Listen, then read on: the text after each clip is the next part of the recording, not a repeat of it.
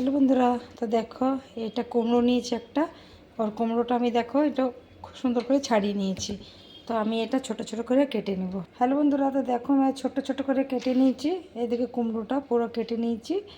এবারে এখানে দেখো আমি তেল ঢেলে দিয়েছি। আর এখানে দেখো কি নিয়েছি, এইখানে দেখাচ্ছি তোমাদেরকে। এইটা আছে মেথি, শুকনো লঙ্কা, এইখানে একটুখানি সরষে, আর এটা হিং। তো আমি এখন হিং সরষে সব কড়াইয়ে দিয়ে দেবো। আমি দিয়ে পরে একটু নেড়ে নেব।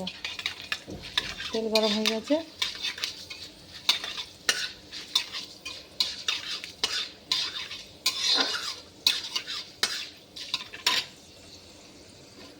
তারপর এখন মেথিটা একটু ভেজে নেব। তো মেথিটা দেখো বন্ধুরা, তো ব্রাউন কালার হয়ে গেছে মেথিটা।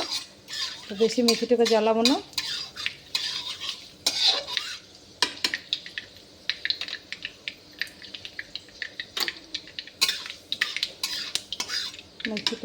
মেথি হয়ে গেছে। এবার আমি যত কুমড়ো আছে এটা আমি দিয়ে দেবো।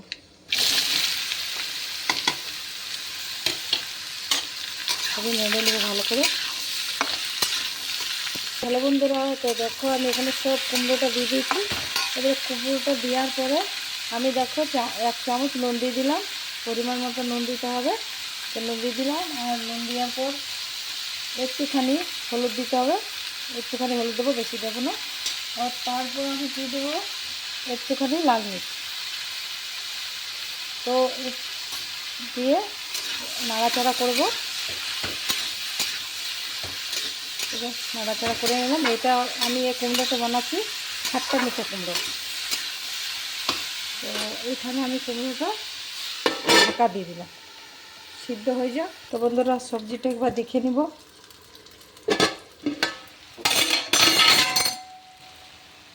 তো সবজিটা দেখো প্রায় হয়ে এসছে, আর একটুখানি সিঝবে। তারপরে কী কী দেবো তোমাদেরকে দেখাবো।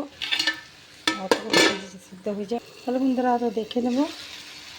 দেখো কী সুন্দর হয়েছে কালার। দেখো পেকে গেছে, সিদ্ধ হয়ে গেছে।